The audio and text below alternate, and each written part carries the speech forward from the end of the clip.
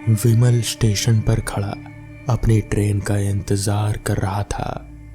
शाम के 4 बजे की ट्रेन थे, पर शायद आज कुछ लेट थे और 10 मिनट लेट होने के बाद ट्रेन अब आ चुकी थी। यात्रियों की भीड़ तुरंत ही ट्रेन की तरफ लपक पड़ी। ये इतने सारे लोग रोज के रोज कहाँ जाते हैं? विमल बुदबुदाया और अपनी बोगी की ओर चल पड़ा। उसकी बोगी थी S1, सीट नंबर 30।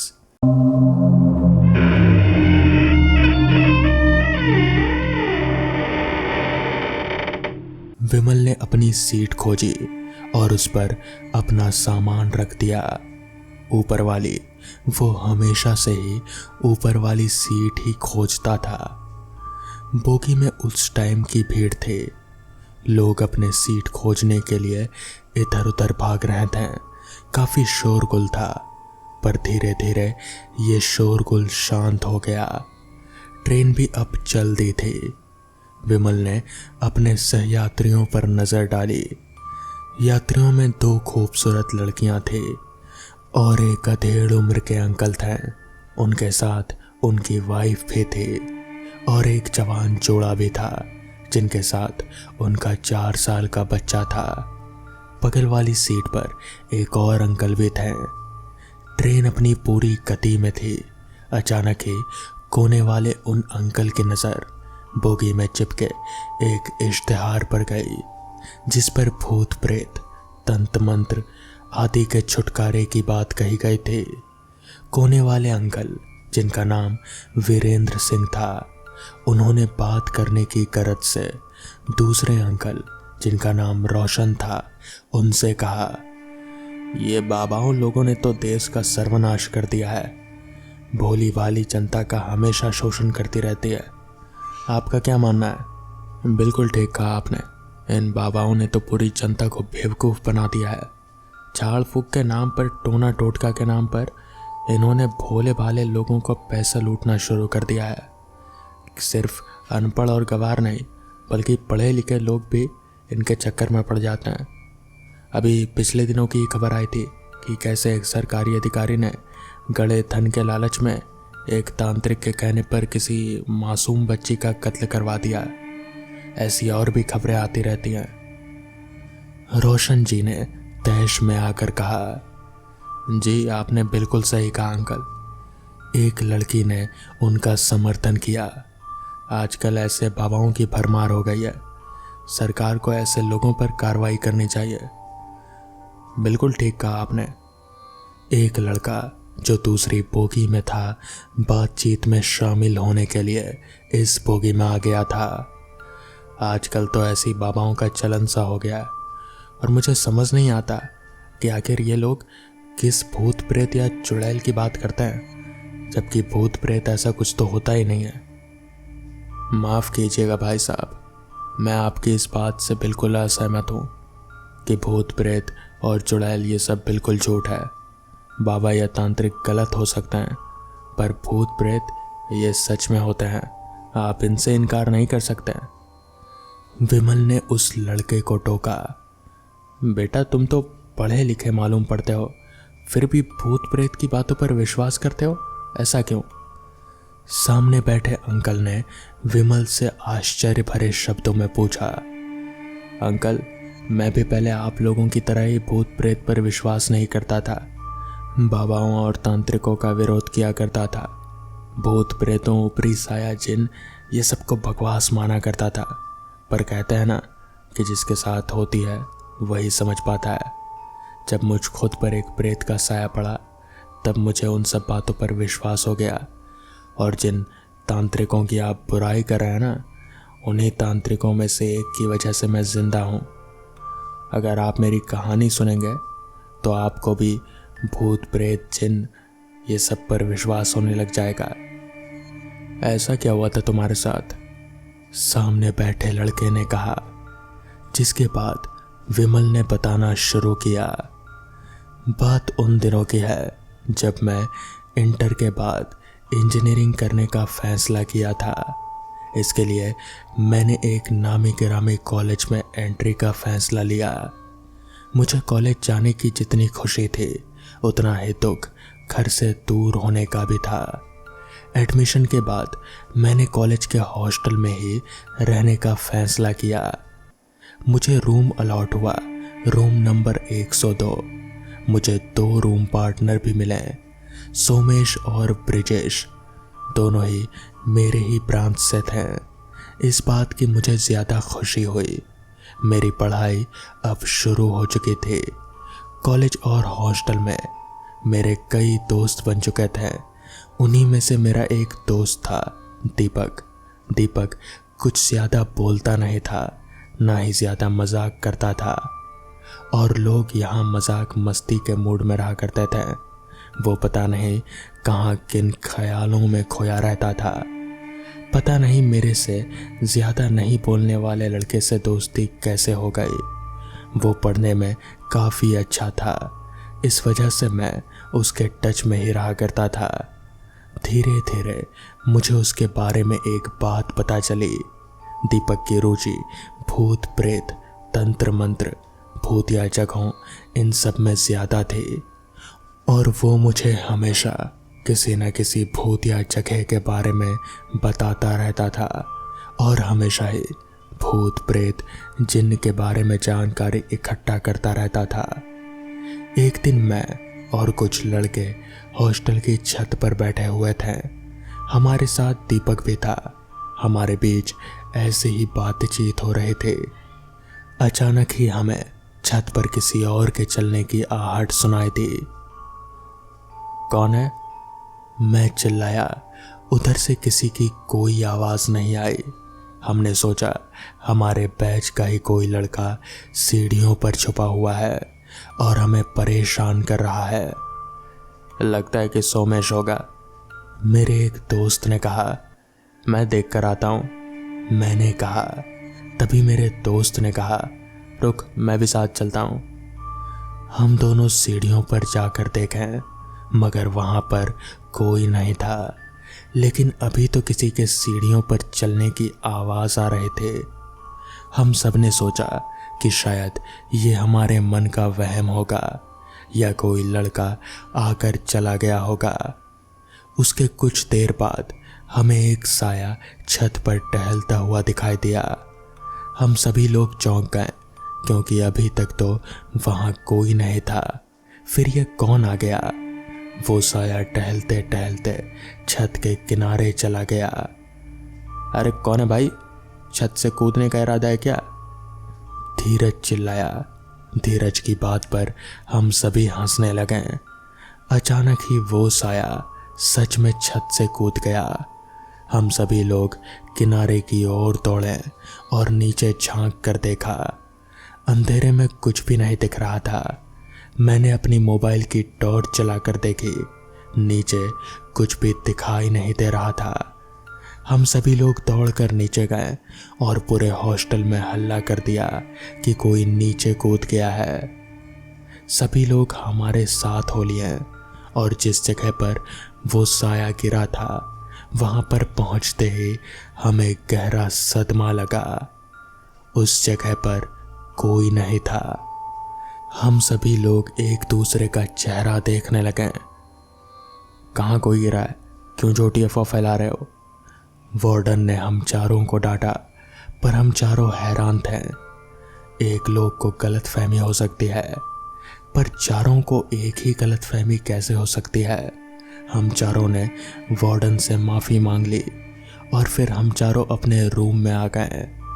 वो सब क्या था किसी को भी कुछ समझ में नहीं आ रहा था, मगर हम सब ने अपनी आंखों से देखा था कि कोई तो छत से कूदा ज़रूर था। खैर, मैं सोने की कोशिश करने लगा, पर नींद कहाँ आनी थी। जैसे ही आंखें बंद करता वैसे ही एक भयानक चेहरा आंखों के सामने आ जाता। मैंने अपने कानों में ईयरफोन लगाकर गाना सुनने लगा ताकि मुझे नींद आ जाए। फिर धीरे धीरे मुझे कब नींद आ गई मुझे पता ही नहीं चला। अगली सुबह जब हम लोग मेस पर खाना खा रहे थे तब दीपक ने मुझसे कहा कि उसे मुझसे कुछ बात करनी है और अकेले में। मैंने सोचा ऐसी कौन सी बात है कि वो मुझे अकेले में बताना चाहता है। हम दोनों ऐसी जगह पर गए जहाँ कोई नहीं आता था। दीपक, तूने मुझे यहाँ क्यों बुलाया है? तुझे एक बात बतानी है। कल रात तुमने मुझसे पूछा था ना कि कल रात में मैं सीनियर के रूम में क्यों गया था। हाँ यार, तूने तो बता दिया ना कि उनसे कोई किताब लेने गया था। बात यह नहीं है, कल रात की घटना के बाद मुझे एक सीनियर ने अपने रूम पर बुलाया था और ये कहा कि हो सके तो छत पर कम जाया करो और रात में तो बिल्कुल भी नहीं। तो इस पर मैंने दीपक से पूछा, पर ऐसा क्यों? तो दीपक ने कहा, दरअसल यहाँ पर किसी बुरी आत्मा का साया है जो लोगों को परेशान करती है, इसलिए जितना हो सके छत पर ना ही जाया करो।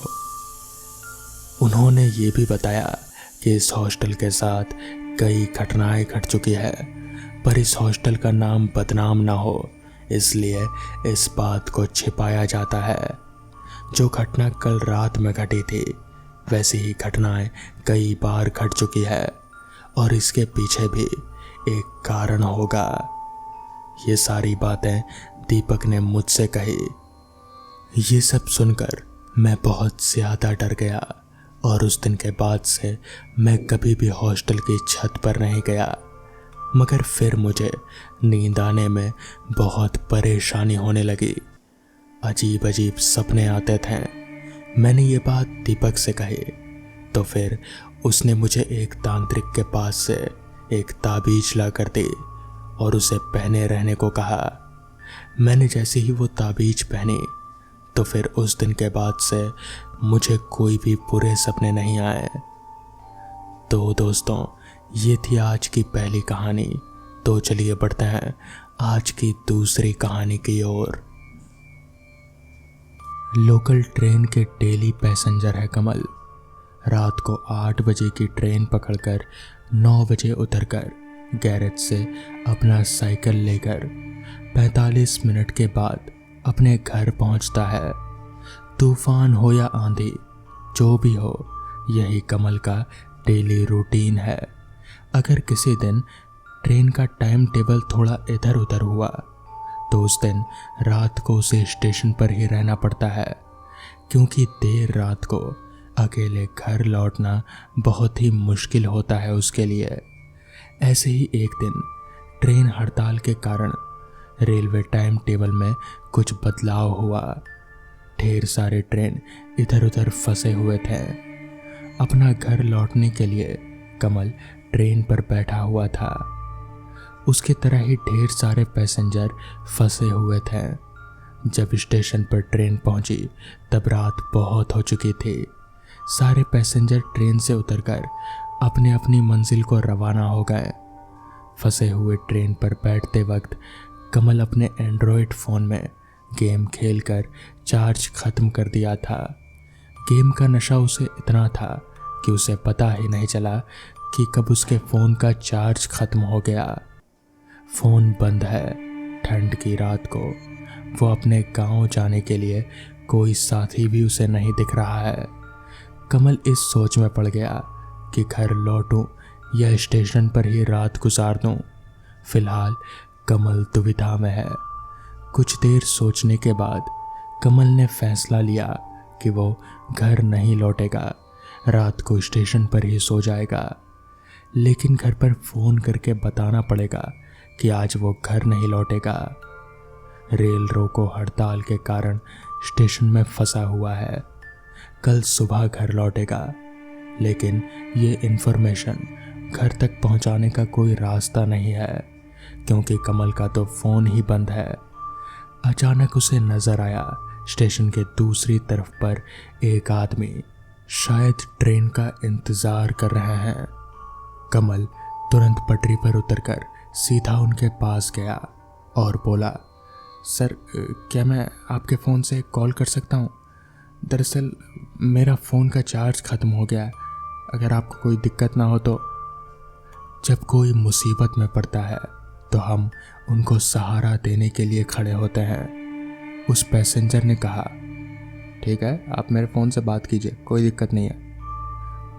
तभी कमल को याद आया कि उसे घर का तो नंबर ही याद नहीं, फ़ोन करेगा कैसे।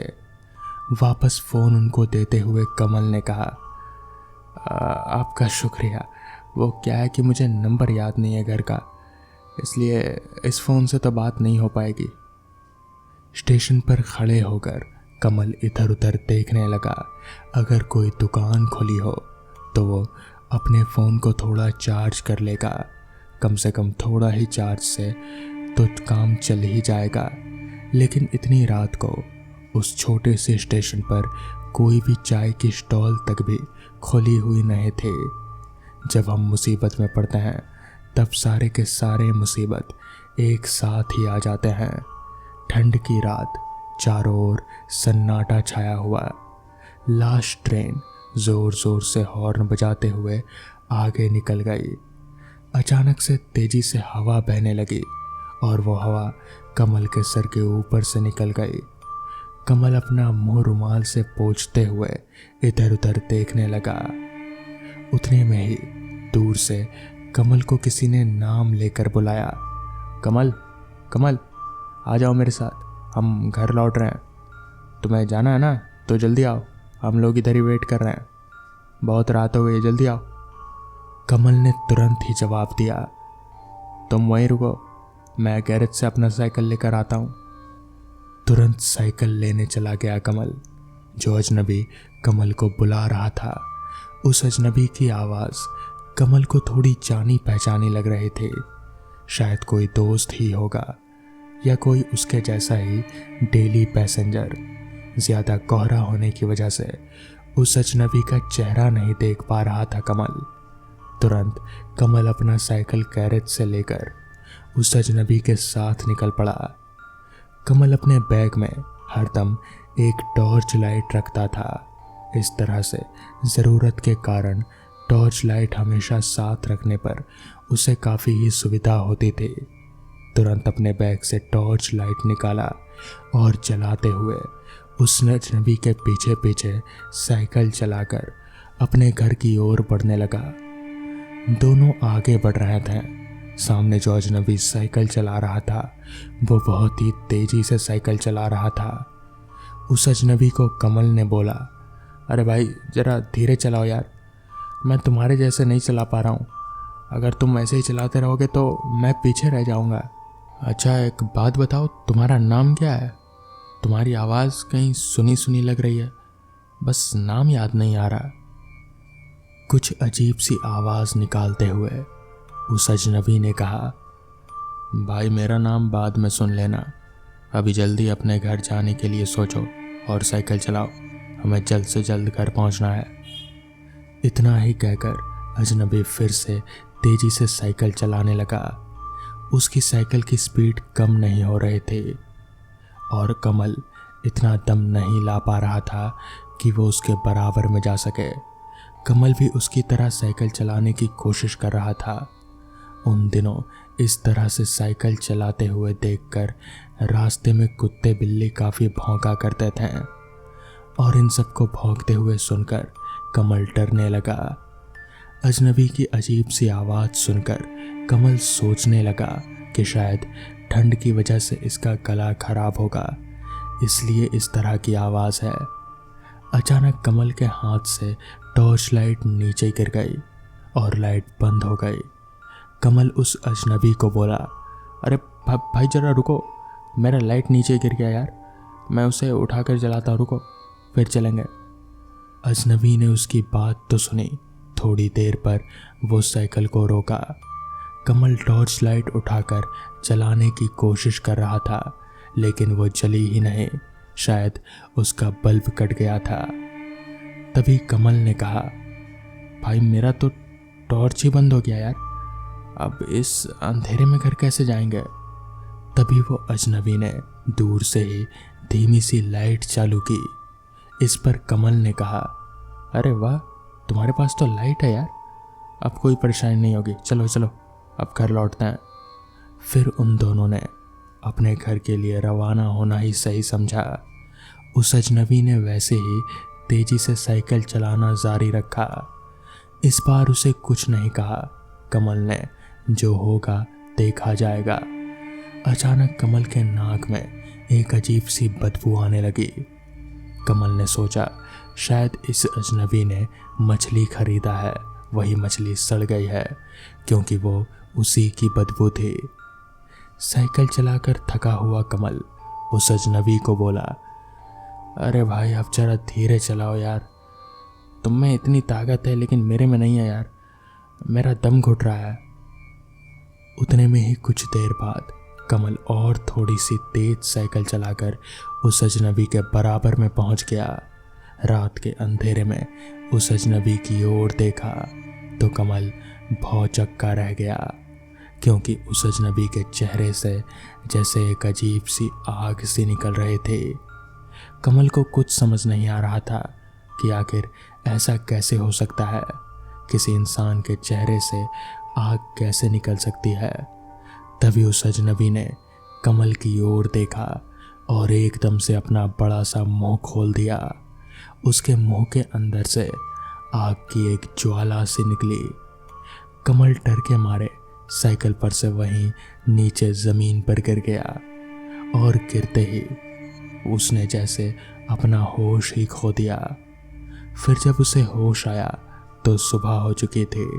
कमल वहीं रास्ते के किनारे पड़ा था। कुछ लोग उसे घेर कर खड़े थे। कमल ने उठकर उन लोगों को पूरी बात बताई तो उन लोगों ने बताया कि दरअसल 2-3 लोगों के साथ पहले भी ऐसी ही घटना हो चुकी है। पता नहीं वो शख्स कौन है, मगर वो जो भी है इंसान तो नहीं है। तो दोस्तों, ये थी आज की कहानियाँ। अगर आपको ये कहानियाँ पसंद आई हों तो वीडियो को लाइक और चैनल को सब्सक्राइब करना ना भूलें। तो मैं आपका दोस्त आर्यन जल्द ही मिलूँगा आपसे ऐसी ही नई कहानियों के साथ। तब तक के लिए अपना ख्याल रखें।